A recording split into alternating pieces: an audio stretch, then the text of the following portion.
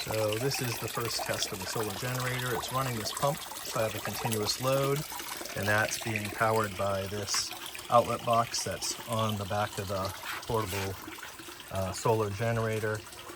So if I look inside of here, there's a little power distribution meter, and it shows me it's pulling 105 watts, basically continuous power through one of those 4 20-amp circuits. Solar input breaker, the safety, so that will connect up with MC4 connectors to the solar array, which is out in the yard. I got 1200 watts, just temporary setup right now to test it, and it will provide 1200 watts in full sun of power.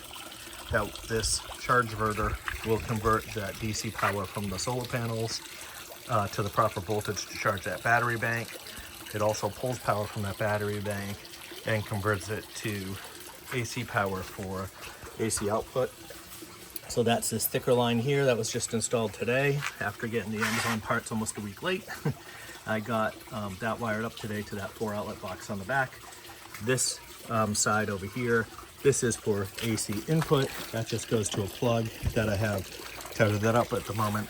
So if we don't have solar power, I can always plug it in and charge it from the house power. So this will work as an emergency backup system. This is a 5 kilowatt system that I have here, and it will power 5 kilowatts continuously for up to 10 hours. So that'll run our fridge inside for multiple days because it doesn't run continuous.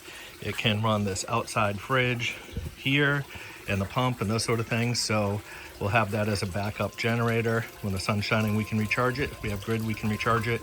I can wheel this around wherever I need it to. This particular version, however, is not outdoor rated. That means this whole hand truck setup needs to be brought inside. It can't be out in any sort of weather. So any rain at all has to come in.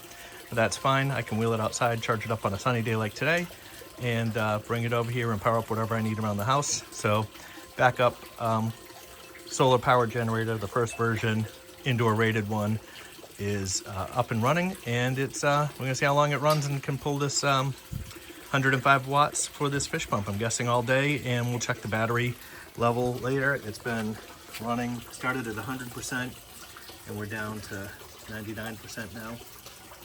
So we'll see how it goes.